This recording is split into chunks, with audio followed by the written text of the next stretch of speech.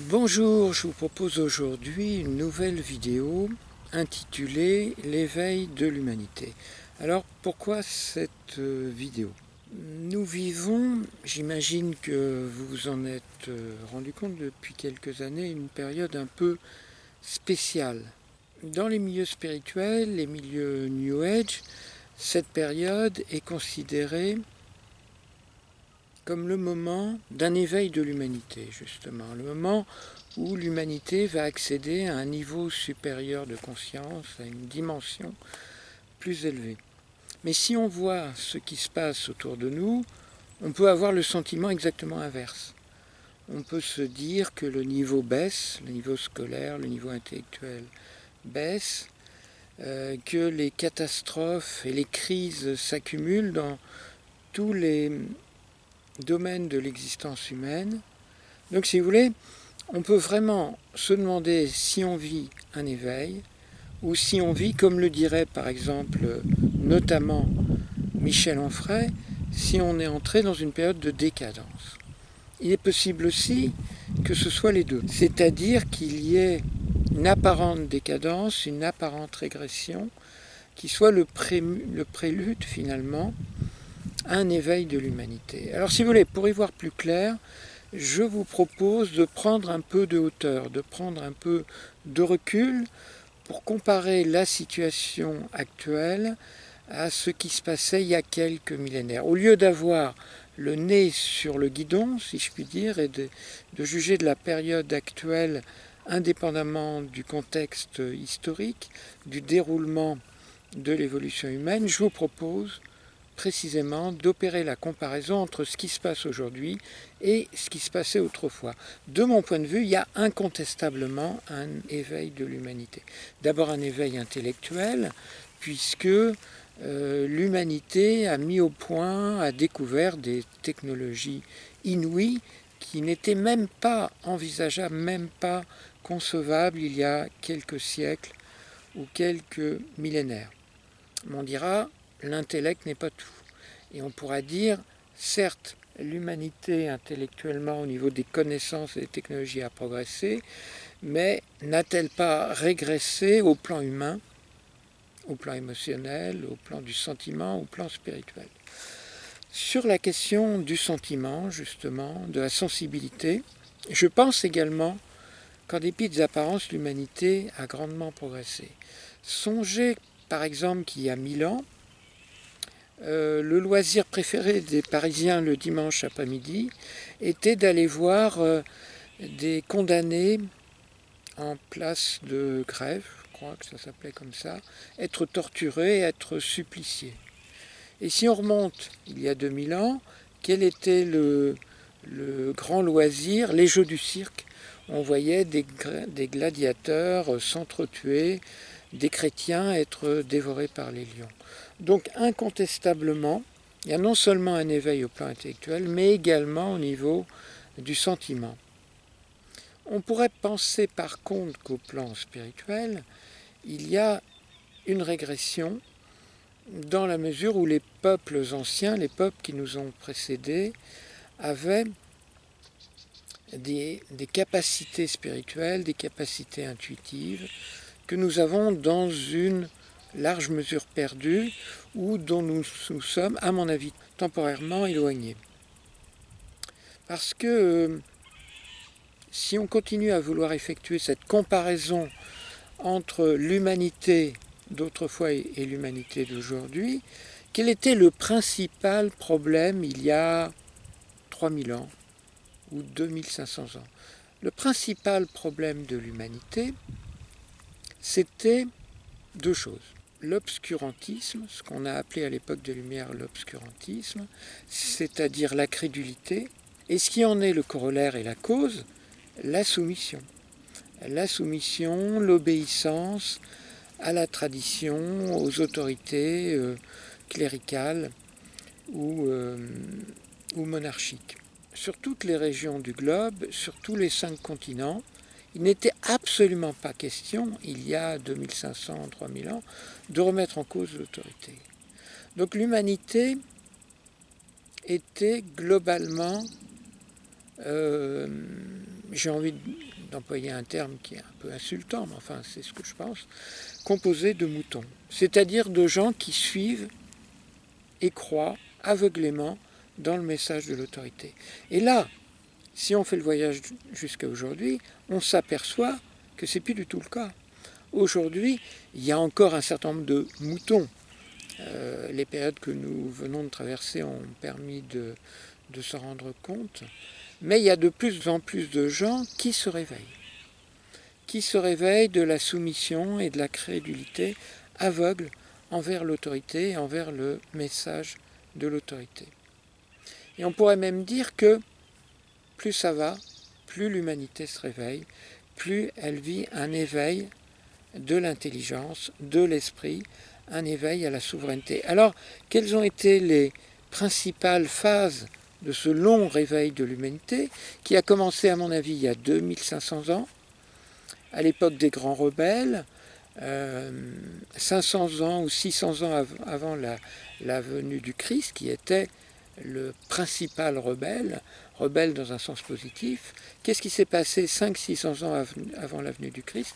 Un peu partout sur Terre, et je donnerai un exemple en Orient, un exemple en Occident, il y a eu le Bouddha qui a désobéi à ses maîtres de méditation hindous et qui a remis en cause notamment le système des castes et qui a créé un nouvel enseignement, le bouddhisme, qui a proposé de sortir du règne de l'illusion. Et le Bouddha était un rebelle, puisque il a proposé justement de se réveiller, il a proposé la doctrine et la pratique de l'éveil. Qu'est-ce qui se passait à la même époque, au siècle de Périclès en Grèce? Eh bien, il y avait Socrate, qui est l'inventeur de la philosophie, qui proposait la maïeutique, c'est-à-dire le fait d'accoucher de soi-même par la réflexion, par la pensée, par l'exercice de l'esprit. Et Socrate était un rebelle à telle enseigne qu'il a dû boire la ciguë, c'est-à-dire se suicider, parce que les prêtres d'Athènes craignaient que les questions incongrues posées par Socrate amènent les jeunes à se détourner du culte des dieux de la cité. Et donc un peu partout, je pourrais donner d'autres exemples, mais un peu partout, il y a eu une préparation au fait de penser, vivre, ressentir et agir par soi-même. Et le grand maître de l'éveil a été le Christ, qui est, pourrait-on dire, le maître de l'amour, mais qui proposait, justement pour apprendre à aimer, d'apprendre également à réfléchir et à penser par soi-même. Il proposait de remplacer l'obéissance à la lettre de la loi par la prise en compte de l'esprit de la loi. Autrement dit, d'écouter son propre ressenti, son propre sentiment, de se fier à sa propre pensée plutôt que d'appliquer bêtement les règles et la loi édictées par l'autorité. Et le Christ, évidemment, a été extrêmement mal compris. En son nom, lui qui a prêché une doctrine de libération et d'autonomie de pensée et d'écoute du sentiment, une doctrine d'amour et d'éveil, en son nom a été mis en place une nouvelle religion incroyablement oppressive et qui enseignait encore une fois la soumission à l'autorité et au dogme de l'autorité. Le résultat, à mon avis, de la venue du Christ sur Terre s'est réellement fait sentir un millénaire et demi après sa venue sur Terre. C'est-à-dire que lui a posé en quelque sorte les semences de l'autonomie de pensée, et ces semences ont germé, ont fleuri à l'époque de l'humanisme de la Renaissance.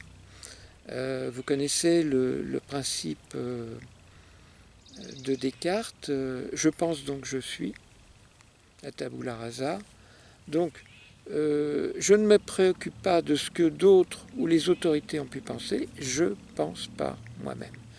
Et puis ensuite, il y a eu la réforme, qui a donné lieu à des doctrines extrêmement puritaines, mais l'idée, c'était quand même d'avoir un rapport direct avec le Christ, avec Dieu, de se laisser inspirer par Dieu. Donc le protestantisme, la réforme, a été également une remise en cause de la soumission aveugle à la règle et à l'autorité à l'époque catholique. Et puis la fameuse philosophie des Lumières qui a posé le principe, bon c'est Kant qui l'a exprimé, le principe de l'autonomie du sujet. Encore une fois la même idée, le réveil de l'esprit humain, le fait de penser et décider par soi-même. Et donc si vous voulez, il y a eu comme ça un très long processus. Le problème, j'en ai parlé dans ma vidéo sur les Nouvelles Lumières, le problème c'est que sous l'influence de la philosophie des Lumières, petit à petit, les humains, les occidentaux en particulier, d'un premier lieu, en jetant l'eau de la religion, ont jeté aussi le bébé de la spiritualité.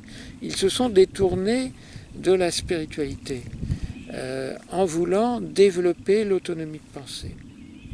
Donc il est clair que pour compléter l'œuvre des Lumières, il nous faut développer, inventer une spiritualité autonomisante, une spiritualité qui soit à la fois une conséquence et une cause de ce processus d'éveil ou de réveil de l'humanité. Donc si vous voulez, qu'est-ce qui se passe aujourd'hui? Eh bien, en fait, en dépit des apparences, il y a un processus d'éveil accéléré de l'humanité.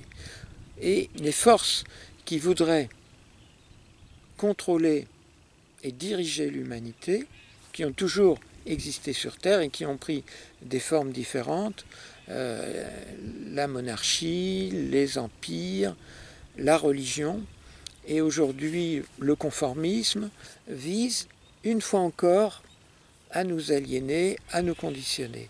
Mais aujourd'hui, il y a un tel terreau qui est le résultat de 2500 ans de processus d'éveil de l'humanité, il y a une telle aspiration des peuples à être libres que ça prend de moins en moins. Et si vous voulez, il y a un cercle vertueux, plus, je dirais, les forces de domination, les forces d'asservissement, les forces de conditionnement essayent d'asservir l'humanité, plus l'humanité se réveille. Et moins ces tentatives obtiennent le succès. Dans un premier temps, il peut y avoir un succès apparent qui se marque par une grande soumission, une grande obéissance. Et puis dans un second temps, les êtres humains se rendent compte de leur erreur. Et c'est ce qui se passe aujourd'hui. Les êtres humains se rendent compte de leur erreur quand ils ont abandonné leur souveraineté, quand ils ont accepté de se soumettre, quand ils ont adhéré bêtement, naïvement et systématiquement et aveuglément aux injonctions de l'autorité, et puis ensuite ils se rendent compte qu'ils se sont fait avoir et ils se réveillent. Voilà pourquoi, à mon avis, nous sommes en train de vivre le plus prodigieux processus d'éveil de tous les temps. Nous vivons réellement et indéniablement, et à mon avis de manière inarrêtable, un processus d'éveil de l'humanité.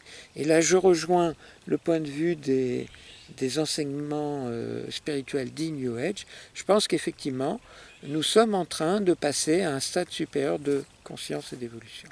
Et donc si vous voulez, je n'établis aucune dualité entre la logique, la rationalité qui devrait prévaloir par rapport à l'intuition et au sentiment, position qui est celle des milieux intellectuels. Je n'établis pas à l'inverse une supériorité de l'intuition, du ressenti, du sentiment par rapport à la logique et la rationalité. Je pense que le processus d'éveil concerne les deux à la fois. C'est un éveil logique et c'est aussi un éveil spirituel, les deux allant de pair et constituant le fonctionnement normal et naturel de l'esprit. À bientôt.